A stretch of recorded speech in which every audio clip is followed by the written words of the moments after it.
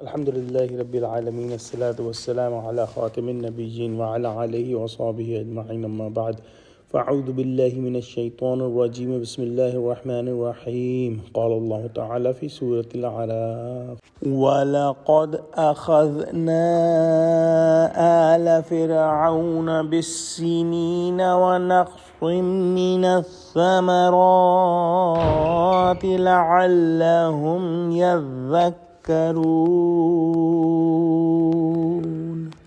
ترجمہ، اور ہم نے فرعونیوں کو قحطوں اور میووں کے نقصان میں پکڑا تاکہ نصیحت حاصل کریں۔ گزشتہ آیت میں فرمایا تھا کہ قریب ہے کہ خدا تمہارے دشمن کو ہلاک کرے۔ یہاں سے اسی ہلاک جو خبر دی تھی ہلاکت کی، اس کے بعض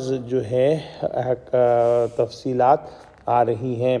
یعنی اللہ سبحانہ و تعالیٰ کی سنت کے موافق جس کا بیان اسی پارے کے شروع میں آیت وما ارسلنا فی قریۃ من نبی الا اخذنا اہلہا بالبأساء والضراء الآخر تک آیا ہے کہ اللہ سبحانہ و تعالیٰ نے جو بستیاں تھیں اس کے اندر نبی بھیجے اور پھر ان کو وہ چھوٹے چھوٹے عذاب وہ دیتا رہا تاکہ وہ عاجزی کریں، تاکہ وہ زاری کریں اور تاکہ وہ اللہ سبحانہ و تعالیٰ سے ریکنیکٹ ہو سکیں۔ اور اللہ سبحانہ و تعالیٰ نے جو فرعونی تھے ان کو بھی ابتدائی تنبیہ کے طور پر شروع میں ہلاک نہیں کیا، بلکہ چھوٹے چھوٹے عذاب بھیجے، جیسے کہ قحط اور خشک سالی وغیرہ کا عذاب آیا،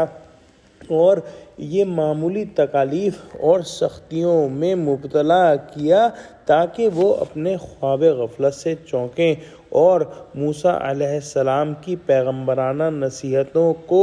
قبول کر لیں، مگر وہ ایسے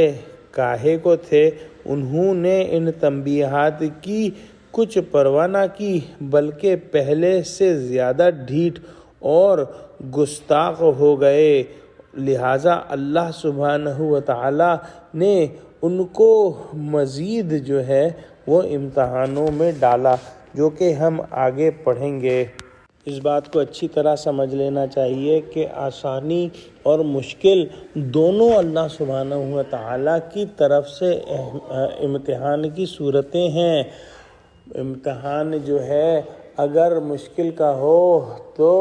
بندہ مومن کو صبر کرنا چاہیے، اور امتحان اگر آسانی، کشادگی اور فراغی کا ہو تو بندہ مومن کو شکر کرنا چاہیے۔ دعا کرتے ہیں کہ اللہ سبحانہ و تعالی ہم کو قرآن کا فہم عطا فرما، آمین۔ وآخر دعوانا الحمدللہ رب العالمین۔ السلام علیکم ورحمۃ اللہ وبرکاتہ۔